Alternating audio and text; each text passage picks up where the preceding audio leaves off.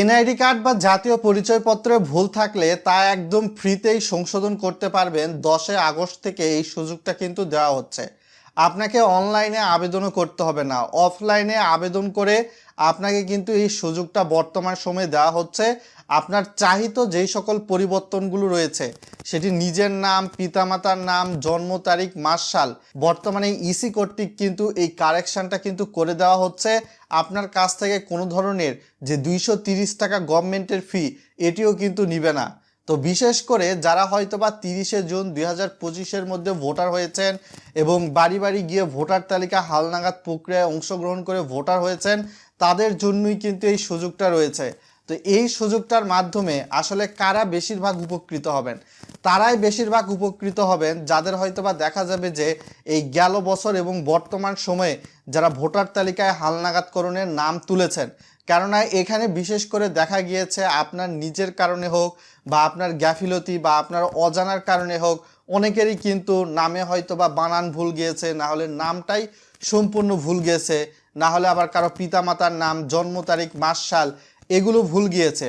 তো এই সকল ক্ষেত্রে যদি ভুল যে থাকে, আপনার হয়তোবা জন্ম নিবন্ধনে তো ঠিক রয়েছে, আপনার হয়তোবা এসএসসি এইচএসসি সার্টিফিকেটে তো ঠিক রয়েছে, বা আপনার পাসপোর্টে তো ঠিক রয়েছে।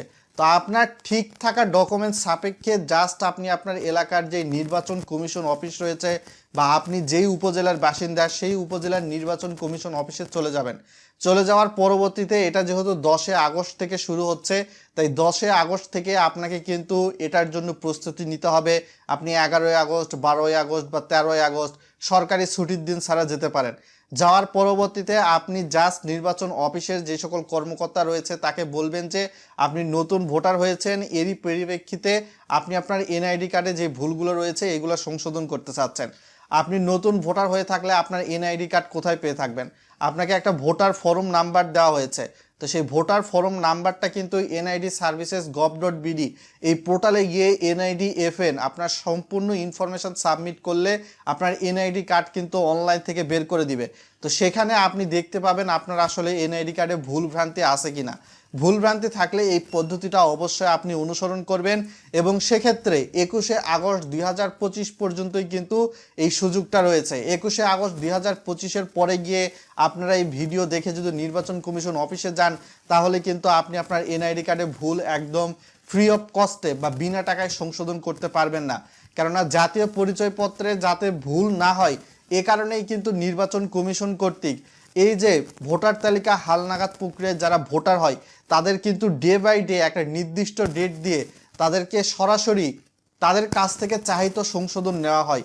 এই চাহিত সংশোধনের পরিপ্রেক্ষিতেই কিন্তু আপনি অনলাইনে একদম চূড়ান্ত আপনার বলা যেতে পারে যে একদম স্মার্ট এনআইডি কার্ড আসবে। সেই স্মার্ট এনআইডি কার্ডে আপনি আর কখনো ভুল পাবেন না। তো এই প্রক্রিয়া কিন্তু আপনাকে অতি শীঘ্রই অনুসরণ করতে হবে। ভিডিওটা লাইক করে চ্যানেলে নতুন হলে সাবস্ক্রাইব করে দিবেন আর ভিডিওটা বন্ধুদের সঙ্গে শেয়ার করবেন, যাতে করে তারা ওই বিষয়টা সম্পর্কে জেনে উপকৃত হতে পারে। আর যারা হয়তোবা বাড়ি বাড়ি গিয়ে ভোটার তালিকা হালনাগাদ প্রক্রিয়ায় ভোটার হন নাই, অর্থাৎ যারা 2025 সালের পূর্বে ভোটার হয়েছেন 2024 সালের মধ্যে, তো তাদের ক্ষেত্রে কিন্তু অবশ্যই অনলাইনে আবেদন করে 230 টাকা গভর্নমেন্টের ফি দিয়ে তার পরবর্তীতে ভোটার তালিকায় আপনার যে এনআইডি কার্ডটা রয়েছে সেই এনআইডি কার্ডের তথ্য সংশোধনের জন্য আবেদন করতে হবে। সেক্ষেত্রে যথেষ্ট আপনার প্রুফ কিন্তু অবশ্যই অনলাইনে সাবমিট করতে হবে।